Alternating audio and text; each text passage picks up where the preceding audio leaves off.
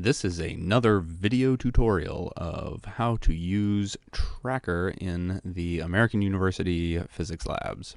Today we're going to be analyzing some collisions using Tracker and finding initial and final velocities and tracking the motion of some videos that were recorded for this purpose.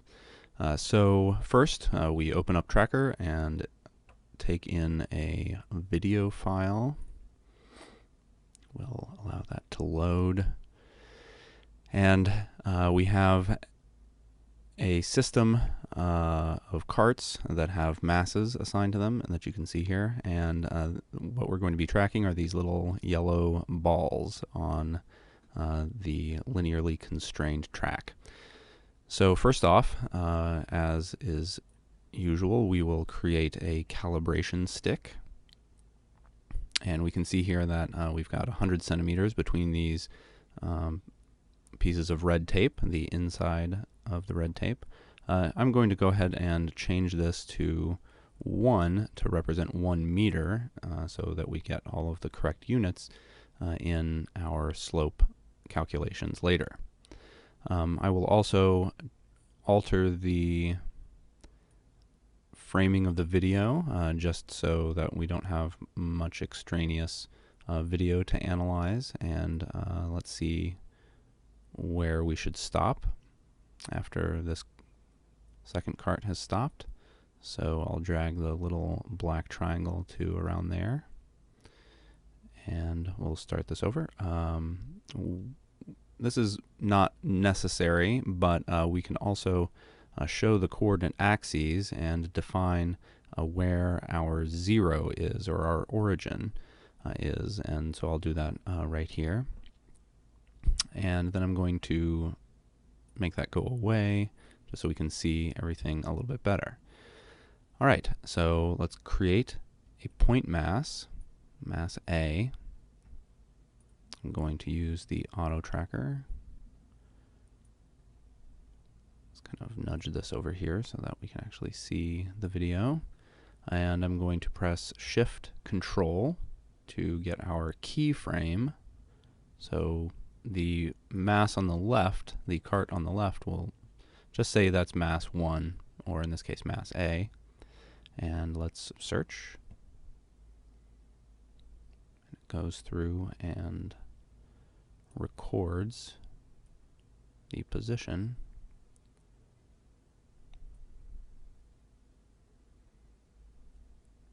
You can see the plot evolving here. That's nice. Looks like the interaction occurred right around here. We have 2 different velocities because we have 2 different slopes in the position. All right, great. So we've got that one. Now we need to roll this back, and let's create another point mass. Let's auto track it. Shift Control click, and let's search for this.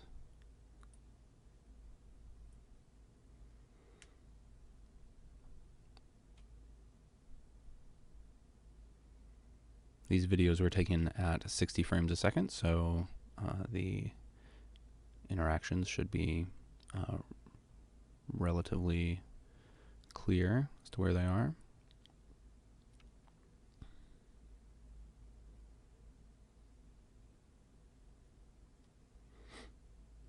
All right, now we're done with that one. Okay, so now we have to find, to verify momentum and energy conservation laws, we want to find the initial and final velocities of these 2 yellow balls that are attached to mass 1 and mass 2.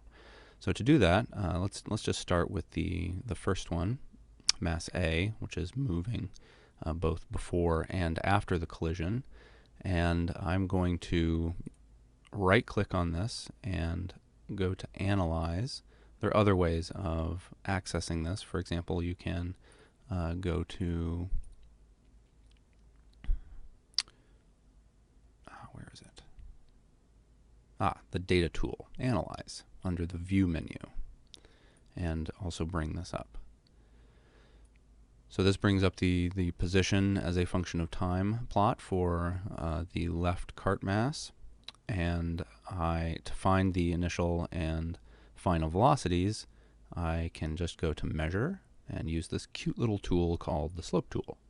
And so that brings up a series of black lines that give me an instantaneous or close to instantaneous slope of this plot.